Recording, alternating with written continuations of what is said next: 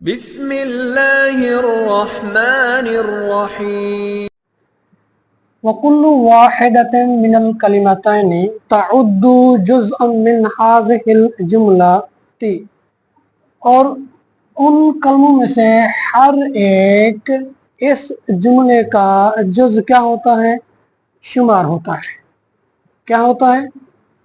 اس جملے کا جز شمار ہوتا ہے۔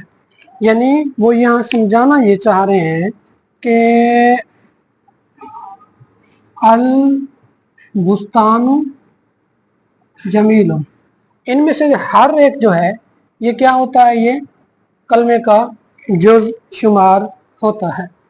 آگے پھر کہہ رہے ہیں وَهَكَذَا يُقَالُ فِي الْأَمْثِلَةِ الْبَاقِيَةِ، یہ تو ایک مثال تھی، اس پر بحث کیا ہے۔ کہتے ہیں بقیہ جو 5 مثالیں باقی رہتی ہیں ان تمام کو اس پر جو ہے آپ قیاس کر لیں، انہی کے اوپر جو ہے آپ قیاس کرتے ہوئے بقیہ اور ان کی خود ہی ایکسرسائز کر لیں۔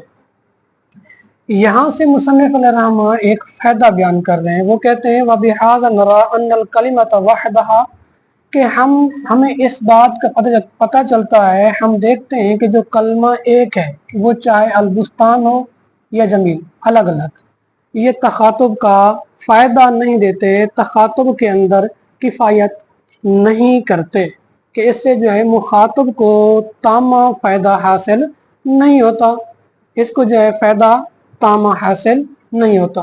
تو لہذا کہتے ہیں انہو، جب ایک کافی نہیں ہے تو پھر کیا ہے؟ لابد من کلمتین، 2 جملوں کا ہونا لازمی ہے، فاکثر یا اس سے زائد، جیسا کہ مثالوں کے اندر گزر چکا ہے۔ بعض مثال کے اندر ایسا تھا کہ 3 جز تھے، اس کے بعد میں تھا 4 تھے اور بعد میں تھا 2 تھے۔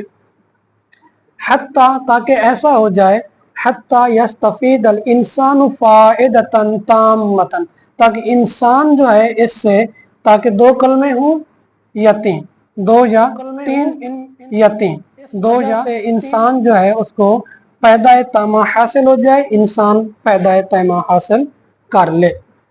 آگے ایک اعتراض ہے، کہتے ہیں وَأَمَّا نَحْوُ قُمْ اجلس تکلم، یہ جو 3 انہوں نے مثالیں دی ہیں، ویسے امر کے جو بھی صیغے اندر یہی آپ جو ہے اعتراض لا سکتے ہیں۔ وہ کہتے ہیں کہ قم، اس طرح کی مثالیں، یہ امر حاضر، یہ بھی اور یہ بھی، ان کا جو ظاہر ہے یہ ہم شمار کرتے ہیں، یہ فائدہ دیتے ہیں تامہ کا۔ اب یعنی اعتراض یہ ہو گیا کہ آپ نے کہا کہ کلمہ واحد جو ہے یہ لا تخفی فی التخاطب، فائدہ نہیں دیتا فائدہ تامہ کلام کے اندر ایک، جیسا کہ یہ ہو گیا البستان ہو گیا یا جمیل ہو گیا، لیکن یہاں کے اندر یعنی اس ایک کلمے سے بھی ہمیں کیا حاصل ہو رہا ہے؟